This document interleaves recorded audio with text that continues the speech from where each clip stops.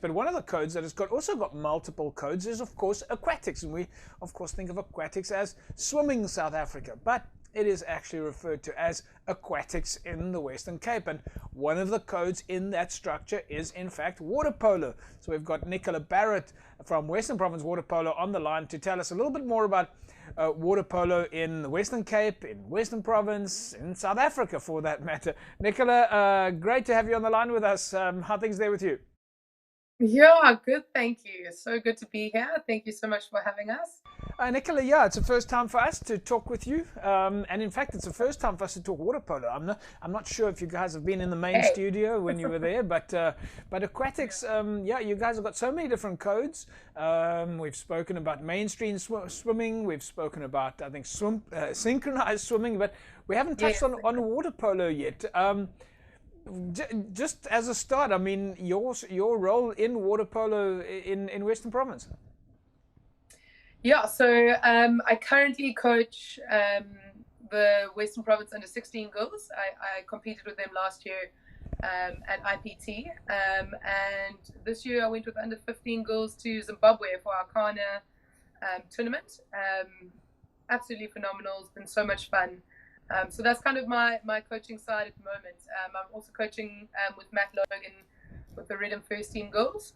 So I'll be helping out there a little bit. My official role at Rhythm is head of sport, but it's been really cool to be able to have that coaching aspect too.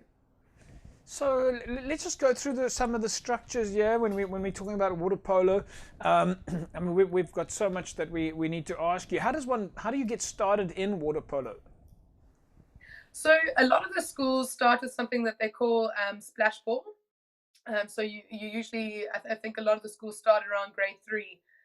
They have that kind of option. We also have incredible clubs around the Western Cape. I mean, all the way going up the garden route even. We have some incredible schools and clubs and kind of getting started with the splash ball. So after a kid has learned how to swim, which we think is really important, and one of our obviously prime focuses in water polo, you need to be able to swim. A lot of our players are quite strong swimmers. You don't have to be the strongest swimmer, but it is an option to, it is an important kind of background to have in an aquatic sport, I think, in general. Is that the migration normally? Is that normally how it works? Kids become swimmers first and then they choose the type of code that they go into? Yes, pretty much. I think we do have some water polo specific schools around the Western Cape. Ones that I think some kids choose to go to because they have a very strong water polo program.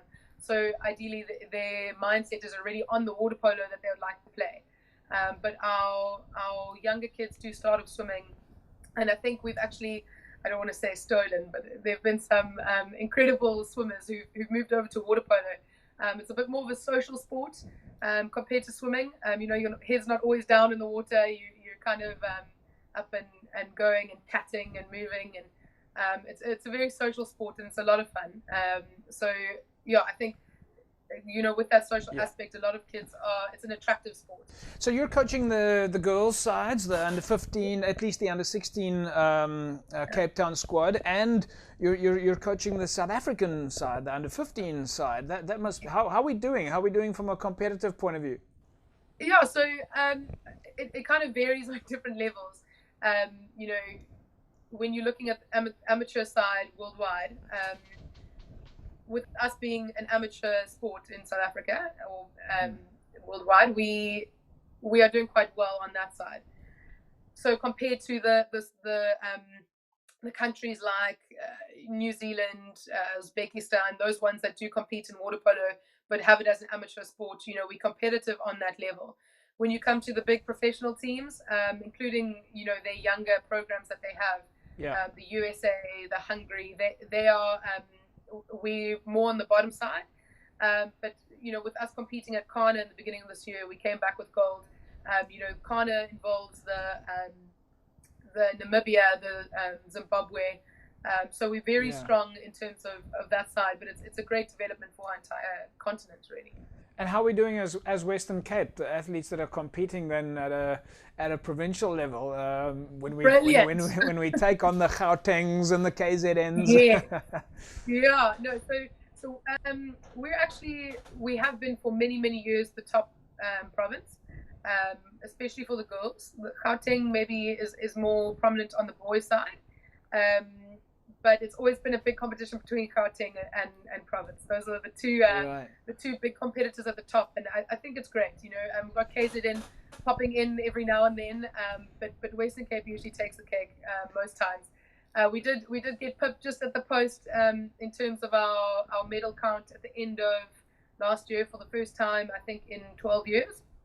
Gauteng managed to take home the trophy of the most medals, but that was the first time for them, which I think is also a great thing. It just pushes us to be better. But we definitely are the strongest in terms of our schools that we have here that are competing. We have Herschel, we have Redham, that are incredibly strong water polo schools, which is great. And so we're definitely the top on the girls' side. On the boys' side, we've got a lot of competition from KZN and Gauteng, but again, Western Province is usually on the top. When I look at the kids training over the years, it looks like water polo. You've got to train quite a lot. How much training do your squads end up doing? Quite a bit. I think it depends on also obviously what team you are playing in. Our South African teams, unfortunately, we don't always have the opportunity to train together. But in terms of regionally, we train. You want your players who are 15, 16 and above to be in the water 5 times a week at minimum. At least an hour to 2 hours. They usually have club games on a Thursday or Saturday, and then getting in for school practices and things like that, which is incredibly important. And it's similar to swimming, where you need to be in the water to stay fit. It's something you lose very fast, but it takes a long time to build up to get there. And getting into it. So coming out of lockdown it's going to be an interesting time. But I think. Well, yeah. Have any of the kids been able to train during lockdown, maybe at home or in their private capacity? Yeah. So we have been club regulations. So majority of our kids that are playing for the Western Cape and playing for Western Province are registered under a club. And the current situation is that we are allowed to play under club. So as long as the venues are registered, you are allowed to get into the pool. You're allowed to swim. We're now allowed recently to use the balls again. So we don't have quite the contact part of it. And I think on the 1st of December we'll be allowed to play again. And obviously the physical aspect, the wrestling in the water, is incredibly important. And it's a big thing that we've missed out on for a few months.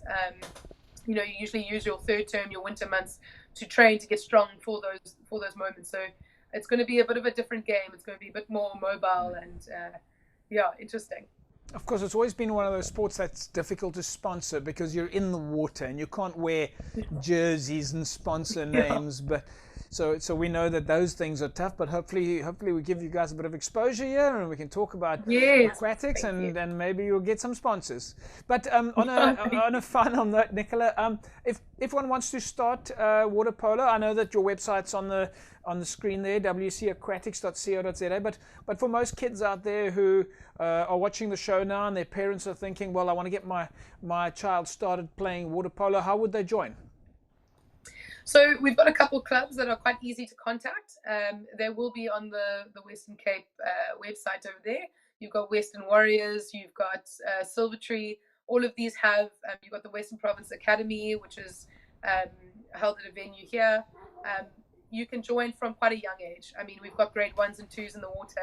If parents want to sign them up, it's a Saturday, Sunday. It's fun. It's in the sun. It's great for parents to even come through. So, you can jump onto the site, contact the head coaches, and they will get you signed up 2 seconds.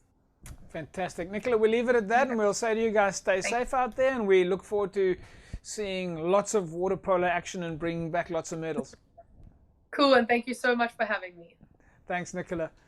There we go, folks. Nicola Barrett. She's, of course, head coach of the under-16s, and she's the national coach for the under-15s. So looks like water polo is doing pretty well in the Western Cape and in South Africa.